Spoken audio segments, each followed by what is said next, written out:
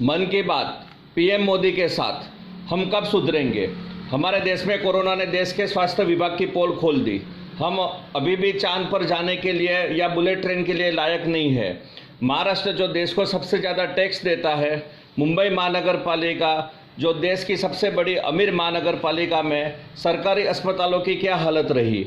देश के नेताओं ने एक ही चीज़ सीखी है, कुछ भी हो लॉकडाउन कर दो। राज्य सरकार अपनी नाकामी छिपाने के लिए लॉकडाउन का सहारा लेती है और कितने साल यह लॉकडाउन का धतिंग चलेगा। लॉकडाउन से हम कोरोना की चेन तोड़ सकते हैं, लेकिन लॉकडाउन की वजह से जो हाइपरटेंशन, हार्ट अटैक से जो लोग मर रहे हैं वह कई गुना ज़्यादा है जो कोरोना से मरते हैं। हमारे नालासोपारा में एक साथ 12 दर्दी ऑक्सीजन की कमी के चलते मर गए, कोई कार्रवाई नहीं हुई। लॉकडाउन का बहाना आगे करके किसी को विरोध भी नहीं करने दिया गया, फिर झूठी रिपोर्ट बताकर अस्पताल को क्लीन चिट मिली।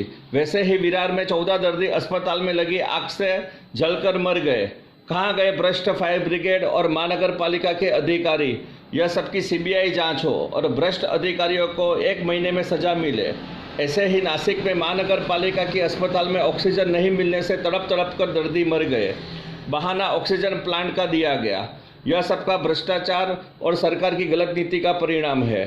सरकार का जीआर यह कहता है कि प्राइवेट अस्पतालों को कोरोना इलाज का इंजेक्शन उपलब्ध करना है सरकार ने दिए हुए भाव में, लेकिन अस्पताल वाले कोरोना दर्दी के रिश्तेदारों को कहते हैं आप इंजेक्शन लाओ। दर्दी के सगा संबंधी इंजेक्शन की कीमत 10 गुना ज़्यादा देकर लाते हैं। कई बार इंजेक्शन मिलता भी नहीं। अभी पूरे देश में हेल्थ स्ट्रक्चर की व्यवस्था बिगड़ी हुई है। दवाई नहीं, बेड नहीं, एम्बुलेंस नहीं। हमारे मुंबई में हर रोज़ 25 करोड़ से ज़्यादा रुपया लोग डांस बार में खर्च करते थे, लेकिन आज कोई व्यवस्था नहीं है जहां लोग सम्मान से मर सके। यह सबका कारण हमारी भ्रष्ट व्यवस्था है। आपने जितनी मेहनत बंगाल चुनाव के प्रचार में करी, उतनी ही मेहनत आपको भ्रष्ट व्यवस्था बदलने में करनी है। लोगों को आपसे उम्मीद है कि आप भ्रष्ट व्यवस्था बदलोगे, लेकिन आप बंगाल चुनाव में व्यस्त रहे। आपसे यह उम्मीद किसी को भी नहीं है। गत 1 साल में जितने भी मंत्री, IPS officer, IAS officer, collector की संपत्ति की जांच कराई जाए और जिनकी भी संपत्ति उनकी आय से ज़्यादा बड़ी हो, उनकी संपत्ति जब्त करी जाए। क्योंकि कोरोना काल में कई सरकारी उच्च अधिकारियों द्वारा भ्रष्टाचार किया गया। सरकारी कुव्यवस्था के चलते आज दर्दी बिना ऑक्सीजन मर रहा है, आग में जलकर मर रहा है और बाकी लॉकडाउन की आग में मर रहा है। राज्यों को लॉकडाउन की आग से बाहर निकालो। सरकार मौत के सच्चे आंकड़े प्रस्तुत करे कि कितने लोग कोरोना से मरे और कितने लॉकडाउन की वजह से आत्महत्या, हाइपरटेंशन, हार्ट अटैक से मरे। सबसे ज़्यादा लोग लॉकडाउन की वजह से मर रहे हैं, फिर भी सरकार अपनी नाकामी छुपाने लॉकडाउन लागू करवाती है।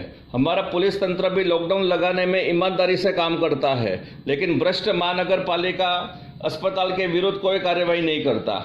हमारे देश में कई जगह वैक्सीन के लिए लोगों को धक्के खाने पड़ते हैं। हमारे नालासोपारा में 6 घंटा लाइन में खड़े रहने के बाद बताया जाता है कि आज वैक्सीन नहीं लगाई जाएगी। कोई ना कोई कारण बता के धक्के खिलाए जाते हैं। आज हम ऑक्सीजन के लिए मर रहे हैं, लेकिन भ्रष्ट फॉरेस्ट डिपार्टमेंट वालों ने जंगल की जमीन भू माफियाओं को दी। कोरोना का जन्म जंगल के नाश की वजह से हुआ है, फिर भी केंद्र सरकार जंगल की जमीन पर फिर से जंगल बनाने को गंभीर नहीं है। यह सब भ्रष्टाचार में हर पार्टी के लोग शामिल हैं। इसलिए आपको निष्पक्ष होकर आरोपियों के ऊपर कार्रवाई करनी होगी। इसलिए आप स्पेशल फोर्स बनाकर काम करें और लोगों को सुव्यवस्था में लाइए। जय हिंद।